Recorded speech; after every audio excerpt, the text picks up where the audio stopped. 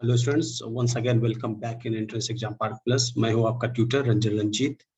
ये वाली वीडियोस में हम लोग कुछ स्पेशल क्वेश्चंस देखेंगे जो बिल्कुल पर्टिकुलर वे में पूछा जाता है, जैसे लाइक प्रोबेबिलिटी के क्वेश्चंस होते हैं, एलसीएम एचसीएफ की मल्टीप्लिकेशन के क्वेश्चंस होते हैं जो मैक्सिमम टाइम पूछा भी है और पूछने की प्रोबेबिलिटी काफी हाई है। तो एक एक करके क्वेश्चंस देख लेते हैं और I hope this would be the last videos for aptitude. जो कुछ छोटे छोटे वीडियोस रह जाते हैं वो लाइव क्लासेस में कवर करेंगे, बाद में एक वीडियोस बना के एडिशनल पुट कर देंगे। लेकिन मैंने जितने भी क्वेश्चन सेलेक्ट किया वो वही क्वेश्चन सेलेक्ट किया है जिसकी प्रोबेबिलिटी हाई है, पूछने की मैक्सिमम प्रोबेबिलिटी है। तो बिना किसी लेट के स्टार्ट करते हैं, क्वेश्चंस को डिस्कस करते हैं एक एक करके।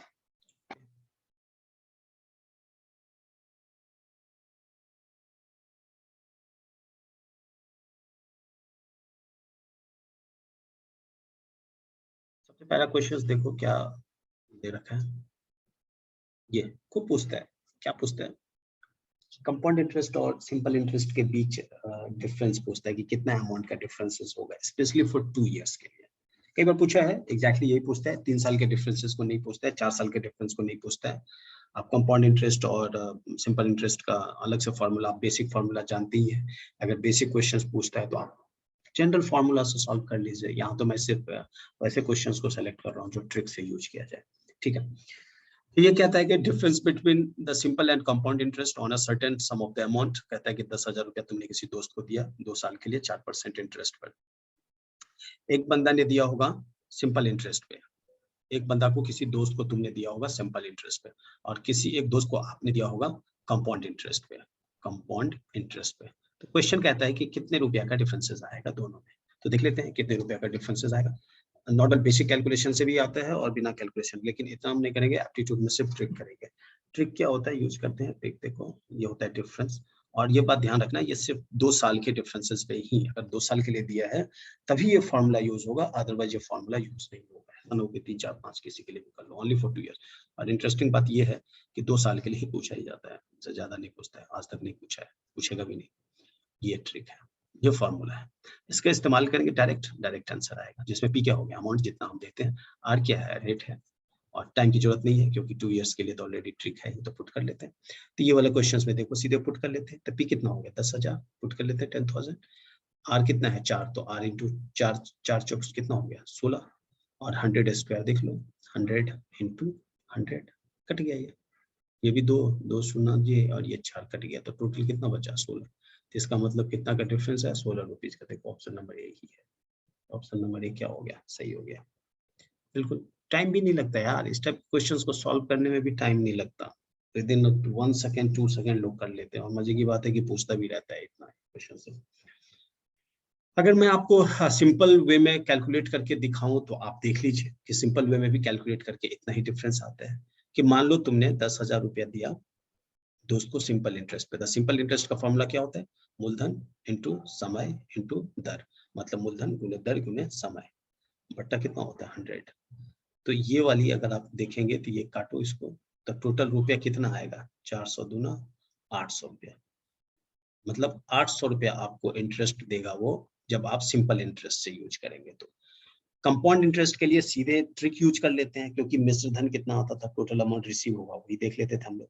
तो कंपाउंड इंटरेस्ट के लिए आपको फॉर्मूला लिखने की जरूरत नहीं, ऑलरेडी ट्रिक सिखा चुका हूँ। कितना परसेंट दे रहे हैं, 4%।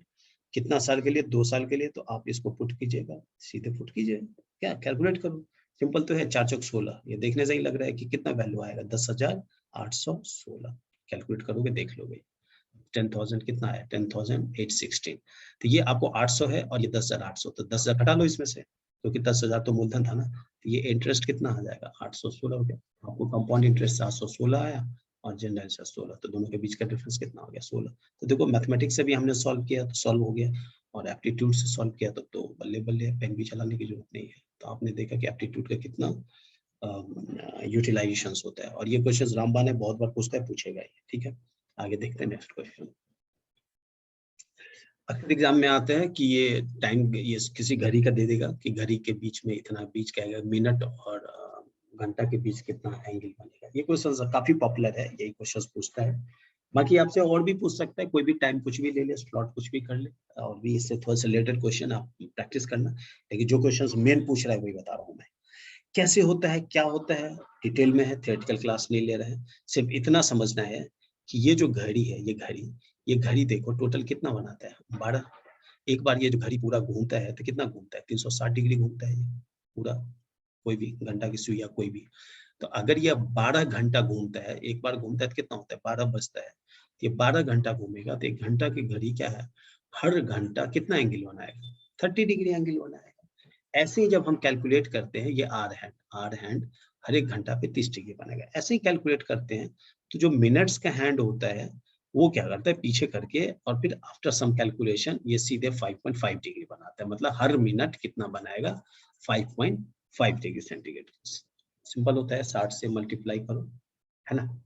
अगर हमने करा इसको तो क्या करते हैं, 56 56 36। ऐसा क्यों होता है, क्योंकि ये कितना बार घूमता है, 60 मिनट में घूमता है, 60 मिनट में घूमता है। तो इसको मल्टीप्लाई करके करेंगे तो कितना आएगा, 56 और 56 36, देखो 360 डिग्री।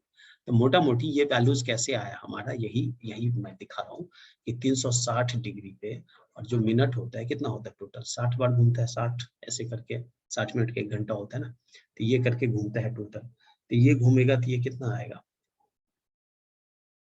ये घूमेगा, तो ये हमारा वैल्यूज कितना होता है, 6 डिग्री होता है। तो ये वैल्यूज को अगर हमने 5.5 से डिवाइड करेंगे तो ये वैल्यू देखेंगे पूरी 60 आएगा। मतलब इसको मल्टीप्लाई करेंगे तो, और भी है कई बुक में कई तरह से दे रखा है। आप उस चीजों में मत उलझो, आपको उलझना उसमें नहीं है कि किस में क्या दे रखा है। आपको समझा दिया मैंने कि बेसिक यही याद करने के लिए क्यों है। तो आपको सिर्फ याद क्या करना है कि आर की सुई कितना बनाएगा पर घंटा, 30 डिग्री। और जो मिनट हैंड है वो कितना का बनाता है, 5.5 का हर मिनट। बस काम खत्म। ये आपको याद रखना है, इससे ज्यादा नहीं याद रखना है, क्यों कैसा कैसा याद रखने की जरूरत ही नहीं पड़ती, मैथमेटिक्स नहीं। अब देखो कोई भी क्वेश्चन सॉल्व करेंगे, जितना दिया रहेगा टाइम उतना ही लिखेंगे, 4:30। सबसे पहले क्या करेंगे हम लोग, ये देख लेते हैं। इसको क्या करेंगे हम लोग, 30 जो है कितना है मिनट, और कितना एंगल बनाता है, एक 5.5 डिग्री का। तो ये वैल्यू निकाल के देखें तो कितना बचा, 5 दिया 15, 5 दिया 15, 1 16, कितना आया ये, 165 डिग्री। ठीक। अब लिख लेते हैं घंटा वाला। तो घंटा का क्या है, ये 30 मिनट था इसीलिए था, 30 गुने हमने ये मिनट 4.5 दिया इसीलिए 30 मिनट। अब घंटा के लिए देख लेते हैं, तो ये 4 लिख लेंगे, जितना रहेगा वैसा ही, 30 है तो 30 लिख लिया, घंटा 4 है तो 4 लिखेंगे। इसको मल्टीप्लाई कितना से करेंगे, 30 डिग्री से, 30 डिग्री से कर लिया, 30 डिग्री से ये वैल्यू कितना होगा, 4 3 120। दोनों के बीच डिफरेंस कर लेंगे, जितना डिफरेंसेस आएगा उतना आंसर आएगा। तो कितना आएगा, 45 डिग्री। आंसर कितना होगा, 45 डिग्री। सेकंड भी नहीं लगता सॉल्व करने में ये ट्रिक। आपके पास कोई भी कुछ भी दे रखा, मान लो 5:25 दे रखा है, पूछेगा कि कितना एंगल बनेगा, तो ठीक है, सबसे पहले क्या करोगे तुम, ये 25 को मल्टीप्लाई करो किससे, 5.5 से, जितना वैल्यू आया पुट करो। फिर क्या करोगे, 5 को मल्टीप्लाई करोगे किससे, 30 से, जितना वैल्यू आया कर लो, दोनों के बीच डिफरेंस निकालो, जितना आंसर आएगा वही आंसर हो जाएगा। ठीक है, ये क्वेश्चन अभी पूछते हैं, आप देख लेना। नेक्स्ट क्वेश्चन देखते हैं। प्रोबेबिलिटी के क्वेश्चन होते हैं, प्रोबेबिलिटी के तो वैसे काफी क्वेश्चन, नंबर ऑफ क्वेश्चंस पूछे जाते हैं, बट मैं ये क्वेश्चंस कवर कर लिया है यहाँ पे, जो पूछने की प्रोबेबिलिटी सबसे ज्यादा होती है। ये क्या होता है, कहता है कि आपको सिक्का उछालना है, सिक्का, तो हेड टेल सबको पता है, सिक्का में क्या होता है, हेड होता है, और दूसरी तरफ क्या होता है, टेल होता है। तो इसकी प्रोबेबिलिटी कहेंगे। तक ये बात वर्ड सब समझना, ये एक दिन का क्लास नहीं होता है, प्रोबेबिलिटी की पूरी अच्छे से क्लास करना पड़ता है। फिर मैं एक क्वेश्चन कवर करूँ। एट मोस्ट का मतलब होता है कि वही आएगा, उतना ही। एटलीस्ट का मतलब होता है कि कम से कम। जैसे मैंने तुम्हें बोला कि उसको कम से कम 100 रुपये दो, इसका मतलब उसको 100, 1000, 1 लाख, 1 करोड़, 1 अरब कुछ भी दिया जा सकता है। लेकिन मैंने बोला कि एटमोस्ट 100 रुपीज मिलेगा, तो मतलब 100 से ज्यादा नहीं मिलेगा, इसका मतलब यही हुआ। ठीक है, तो ये कहता है कि what is the problem of getting at most 2 heads. अगर आपने 3 सिक्का को उछाला, तो अगर 3 सिक्का को उछालोगे तो प्रोबेबिलिटी क्या हो सकती है, एक में अगर हेड होगा, दूसरे सिक्का में हेड होगा, तो तीसरा में क्या हो सकता है, टेल होगा। यही तो होगा मोस्ट प्रोबेबिलिटी, मोस्ट 2 हेड्स, है ना। एक क्या हो सकता है कि हेड है ना, what is the problem of getting at most 2 heads, maximum 2 head, तो यही हो सकता है ना। फिर एक में क्या हो सकता है, हेड हो सकता है, एक में टेल हो सकता है, और फिर इसमें क्या हो सकता है, हेड हो सकता है। What is the problem of getting at most 2 heads, देखो एट मोस्ट 2 हेड्स, 2 हेड से ज्यादा नहीं हो सकता ये, एट मोस्ट 2 हेड्स। फिर तीसरी प्रोबेबिलिटी क्या हो सकती है हमारा, कि इसमें टेल आ जाएगा, इसमें हेड आएगा और इसमें हेड आएगा, एट मोस्ट 2 हेड्स, ठीक है। इसमें देखा तुमने 2, इसमें देखा तो अगर हमने सिक्का को उछाला, 3 सिक्का को उछाला तो ये प्रोबेबिलिटी होती है 3। तो जितनी होगा इस हिसाब से हम लोग जो भी कहते हैं इस हिसाब से लिख लेते हैं और ऊपर में हम लोग ये लिख लेते हैं। जो लोग मैथमेटिक्स पढ़ा है उन्हें ये बात समझने में कोई परेशानी नहीं होगी, ठीक है। जो लोग मैथमेटिक्स नहीं पढ़ा है उन्हें थोड़ी सी परेशानी हो सकती है, लेकिन मैंने जिस बेसिक लेवल से बताया वैसा ही करना है। अब इसको डिवाइड करेंगे किससे, तो 2 पर पावर करें, क्योंकि एक सिक्का में हेड और टेल होता है और उस पर जितना सिक्का को उछालेंगे उसको उतना पावर कर देंगे। अगर हमने 2 सिक्का उछाला होता तो 2 पर पावर 2 लिखता, 3 सिक्का उछाल रहे हैं तो 2 पर पावर 3 लिखेंगे, 4 होता तो 2 पर 4 लिखते, ठीक है। ये वैल्यू देखो कितना होगा, 2 दूना 4 दूना 8, ये वैल्यू कितना होगा 3/8। आंसर कौन सा है, सी, सिंपल है, ठीक है। नेक्स्ट क्वेश्चन देखते हैं कि प्रोबेबिलिटी के ही क्वेश्चंस होते हैं। कहता है कि एक बॉक्स है, इस बॉक्स में 8 रेड बॉल है, 7 ब्लू बॉल है और 6 ग्रीन बॉल है। कहता है कि आपको इसमें पिक करना है, कोई भी कर लेना। तो पिक करने का क्या कंडीशंस बोल रहा है, पिक करने का कंडीशन बोल रहा है कि आपको रैंडमली उठाना है, आपको नहीं पता, तो उसमें से ऐसे उठाना है कि या तो ना तो रेड होगा और ना ग्रीन होगा। तो ना तो रेड होगा और ना ग्रीन होगा तो बचता है क्या, बॉल ही तो, ब्लू ही तो बचता है, अब इसमें तो कोई क्लू ही नहीं है। तो ब्लू अगर बचता है तो हमारा कोई एक बॉल पिक करेंगे तो कितना होगा, 7 में से कोई एक बॉल पिक होगा। 7C1 प्रोबेबिलिटी क्या होता है, number A by number of S होता है, और एस क्या है, टोटल बॉल गिन लो, इसी टोटल में से ही तो कोई उठाएगा ना, कोई एक बॉल, इसी में से कोई एक बॉल उठेगा ना, 7 में से कोई एक। तो 8 7 15 6 21, ये वैल्यू कितना हो गया 1/7C1/21, मतलब एक बॉल तुम्हारा इस 7 में बॉल, 7 तरह का जो बॉल है ये ब्लू, उसी में से कोई एक उठाओगे, इसीलिए 7C1 होगा, बाकी तो ये उठा नहीं सकते। और नीचे में कितना होगा, टोटल जोड़ लेंगे 21, तो 7C1 का वैल्यू 7 ही होता है, इसको 21 से डिवाइड करेंगे, ये वैल्यू कितना होगा 1/3। देखो ये आंसर है, ये लिखा है 1/3, ठीक है। अब बेसिक क्वेश्चन है, ये प्रोबेबिलिटी के क्वेश्चन है, मैथमेटिक्स ही है, लेकिन छोटा, चूंकि ये एप्टीट्यूड नहीं है, मोटा मोटी समझो, क्योंकि छोटा छोटा क्वेश्चंस बन जाता है प्रोबेबिलिटी, इसीलिए एप्टीट्यूड में सेलेक्ट कर लिया, अदरवाइज एप्टीट्यूड में सेलेक्ट करने वाली बात नहीं है, थोड़ी सी ब्रेनी क्वेश्चन होता है कि आप उसमें से चूज करो और निकाल लो, that's why they are selected in aptitude, otherwise कोई बात नहीं है, ठीक है। तो लास्ट क्वेश्चन देखते हैं इसका। लास्ट क्वेश्चन से पहले मैं बता दूं कि ये जो हमने किया है ये प्रोबेबिलिटी का फॉर्मूला लगाया है, किसी भी चीज की जो प्रोबेबिलिटी होती है वो क्या होता है, number of A by number of S होता है। इसीलिए ऊपर में हम लोग नंबर ऑफ ए पुट करते हैं कि कितना हमने किया, और नंबर एस मतलब नंबर ऑफ सैंपल होता है, तो इसकी पी का मतलब प्रोबेबिलिटी ऑफ संभावना होती है। नेक्स्ट देख लेते हैं, this is the last questions of aptitude, इसके बाद हम लोग रीजनिंग देखेंगे। इसका बहुत बार पूछा है और एक सिंपल फार्मूला होता है इसका, क्या कि product of two numbers is equal to product of LCM into SCM। तो बच्चा को ये पता रहता है, ये वाला पहले स्टार्टिंग में नहीं पता रहता होगा क्योंकि लोगों को नहीं पता था ये, लेकिन जब ये क्लू पता चल गया लोगों को ये मामला होता है, बच्चा को मालूम रहता है, जिसे नहीं मालूम है तो आपको तो बता ही नहीं सकते, लेकिन ये क्वेश्चन अभी बहुत पूछा जाता है कई इंटरेस्ट में क्वेश्चन, ठीक है।